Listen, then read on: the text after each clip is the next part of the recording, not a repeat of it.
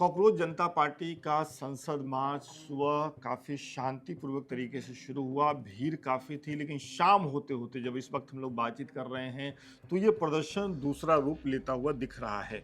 प्रदर्शनकारियों की एक टोली संसद भवन के पास तक पहुंच गई थी। ऐसी जानकारी है कि संसद भवन के अंदर जब आंसू गैस के गोले छोड़े जाने की आवाज सुनाई दी और नारेबाजी सुनाई दी, तब जो विजुअल भी दिख रहा है कि संसद भवन के अंदर जो प्रदर्शनकारी हैं वो गेट बंद करने के लिए बाहर आए। हाँ, पुलिसकर्मी, माफ करिएगा। देश के प्रधानमंत्री को संसद भवन से बाहर निकाल दिया गया, सुरक्षित निकाल दिया गया। मुझे सवाल ये है कि ये प्रदर्शनकारी पिछले कई दिनों से छोटे समूह में जंतर मंतर पर अनशन कर रहे थे। दिल्ली पुलिस इनको पूरा सुरक्षा मुहैया करा रही थी, आने जाने से लेकर के सब चीज़ों का। इवन प्रदर्शन में अगर कोई व्यक्ति कुछ और क्रिएट करने जाए तो पुलिस उनको गिरफ्तार करके ले जा रही थी। इवन कई पत्रकारों को भी बाहर किया। फिर ये इस स्तर तक क्यों पहुंचा? सरकार को क्यों नहीं समझ में आया? क्या सरकार ने हल्के में लिया? सरकार को अंदाजा नहीं था कि आज पूरी की पूरी नई दिल्ली जो है वो नए लड़के लड़कियों के कब्जे में चला जाएगा? देखिए, मुझे लगता है इसमें सबसे बड़ी जो प्रशासनिक आकलन होता है किसी भी हैपनिंग का, किसी भी जब कोई चीज़ चल रही होती है तो उसका एक प्रशासनिक आकलन भी चल रहा होता है। मुझे लगता है कि इसमें सबसे बड़ी चूक सरकार की तरफ से प्रशासनिक आकलन में हुई है। जब ये प्रदर्शन शुरू हुआ था तो शुरू में, जैसा कि कई विशेषज्ञों का मानना था कि ये एक ऐसे ही सोशल मीडिया का बबल है, थोड़े दिन में ज़मीन पर ये कुछ चलेगा नहीं। भारत में ऐसा कुछ हो नहीं सकता है कि यूथ मोबिलाइज हो जाए और एक कॉज के लिए खड़ा हो जाए। और कई बार हम पत्रकारों का भी यही मानना था कि ये इशू बहुत छोटा है, नीट छात्रों का इशू है, पेपर हो गया, पेपर हो गया, सब रिजल्ट कुछ हो गया, चीजें खत्म हो ये जाएंगी। चीज़ें खत्म हो जाएंगी। और शायद इसी अप्रोच पे सरकार भी चली, प्रशासन भी चला, खासतौर से दिल्ली पुलिस भी चली, और उसको लगा था कि एक समय के बाद ये आंदोलन ऐसे ही खत्म हो जाएगा, लोग नहीं आएंगे। और यहीं पे सबसे बड़ी गलती हुई, सबसे बड़ी चूक हुई, क्योंकि जब आप भी गए ग्राउंड पे, आप भी रिपोर्ट लेकर आए और आपने देखा कि कई बार लोग वीक ऑफ में ऑफिस की छुट्टियां लेकर, कोचिंग से छुट्टियां लेकर बच्चे आ रहे हैं, टीचर्स आ रहे हैं। लेकिन अब सवाल ये है कि अब यहाँ जहाँ ये प्रदर्शन अभी पहुंच चुका है कि पुलिस को लाठीचार्ज करनी पड़ रही है, आंसू गैस के गोले छोड़ने पड़ रहे हैं, जो कॉकरोच जनता पार्टी के स्पोक्स पर्सन है वो कह रहे हैं ऑन रिकॉर्ड पोस्ट करके कि 30 से 40 बच्चे हैं जिनको जो घायल हुए हैं। एक बच्ची जो 12 साल की है जो प्रदर्शन में आई थी, हालांकि वो अंडर एज भी है, लेकिन ऐसे बच्चे भी हैं प्रदर्शन में, मैंने ये देखा है। तो उसका माथा भी फूट गया है। तो अब इस स्तर पे जब मामला पहुंच चुका है, सरकार अभी भी क्यों नहीं सुन रही, या सरकार को अभी भी किस बात का इंतजार है? क्यों सरकार को ये लग रहा है कि ये चीजें पुलिस से हैंडल की जा सकती है? ये शायद, क्योंकि मेरे ख्याल से अगर आप देखें विकास, तो किसान आंदोलन एक अलग तरह का आंदोलन था और वो शहर के बाहर था। वो एक बार मिसहैंडल हुआ और सरकार ने उसका भी फायदा ही उठाने की कोशिश की थी, जो 26 जनवरी वाली घटना हुई थी।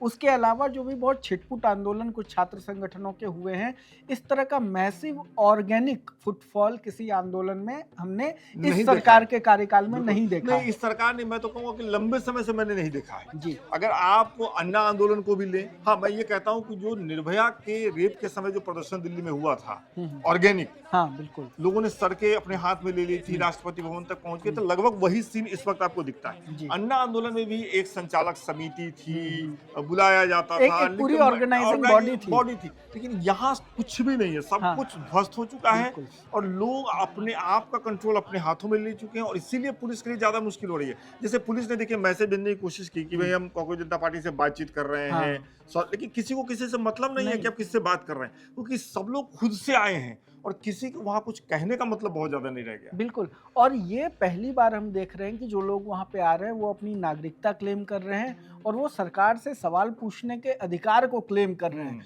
उनकी बस एक ही मांग है कि सरकार सामने आके उनके सवालों का जवाब दे। और मुझे लगता है कि ये बहुत बिल्कुल ठीक समय है, जब तो कि संसद में तो जवाब दे ही सरकार, शिक्षा मंत्री जवाब दे, वो इस्तीफा दे न दे वो एक राजनीतिक मुद्दा है, लेकिन संसद में जो सवाल उठाए जा रहे हैं कि नीट में किसकी जिम्मेदारी तय हुई, 26 छात्राओं ने आत्महत्या की, तो इसकी जिम्मेदारी कौन लेगा, ये किसकी गलती से हुआ, पेपर लीक किसकी गलती से हुआ, वो कौन अधिकारी थे, किसकी जिम्मेदारी बनती है, इन सब पे ईमानदारी से जवाब दे। टाल मटोल वाला जवाब न दे, ठीक। और ये न सिर्फ संसद में जवाब दे बल्कि संसद के और बाहर आकर संसद भी। में भी अगर जवाब दे तो बाहर लोगों को ये लगना चाहिए कि सरकार ईमानदारी से जवाब दे रही जो है। जो अक्सर हम कोर्ट के बारे में कहते हैं, जो कोर्ट हाँ। भी कहता है कि न्याय होता हो ही नहीं बल्कि न्याय होता हुआ दिखे दिखना भी। भी चाहिए। तो तो कहने बिल्कुल का मतलब ये है कि सरकार सक्रिय हो, ये काफी नहीं है। अब सरकार की सक्रियता दिखनी भी चाहिए और पूरी जिम्मेदारी से लोकमत के इस मंच का इस्तेमाल करते हुए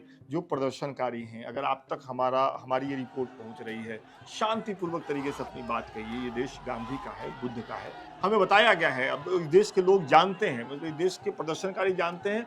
और मुझे ये भी लगता है, मुझे सुबह जंतर मंतर से लौट के आने के बाद मैं अपनी बात आगे भी कंटिन्यू करूंगा कि जिन लोगों को भी ये लगता है कि इस जनरेशन से उम्मीद नहीं है, ये जो 15 से लेकर के 22 साल के बच्चे, उनको जंतर मंतर पे जाना चाहिए बिल्कुल। और देखना चाहिए कि रात भर लोग स्ट्रीट पे सो रहे हैं, फुटपाथ पे सो रहे हैं और सुबह उठ के हंसते हुए प्रदर्शन कर रहे हैं, एक दूसरे का पंखा झल रहे हैं, मदद कर रहे हैं, कोई किसी के साथ बदतमीजी नहीं कर रहा है, लड़कियां वहां घूम रही हैं उतनी भीड़ में, लेकिन एक कोई घटना ऐसी हमने नहीं देखी जहां कोई किसी के साथ बदतमीजी कर रहा हो। तो इस जनरेशन से सीखने की भी जरूरत है और सरकार अगर इनसे बात कर लेती है, इनसे संवाद कर लेती है, इनके मुद्दे को एड्रेस कर लेती है, तब तो सब ठीक है।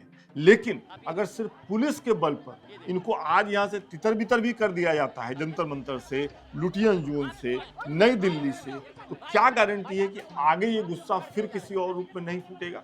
लोकमत हिंदी आप देखते रहिए, हम लोग लगातार आपको कोशिश कर रहे हैं कि जो घटना जैसी हो रही है उसी ईमानदारी से आपको बताएं। अगर ये वीडियो आपको अच्छी लगी हो, ये रिपोर्ट आपको अच्छी लगी हो, तो इसे आगे भी शेयर कर दीजिए। बहुत बहुत शुक्रिया।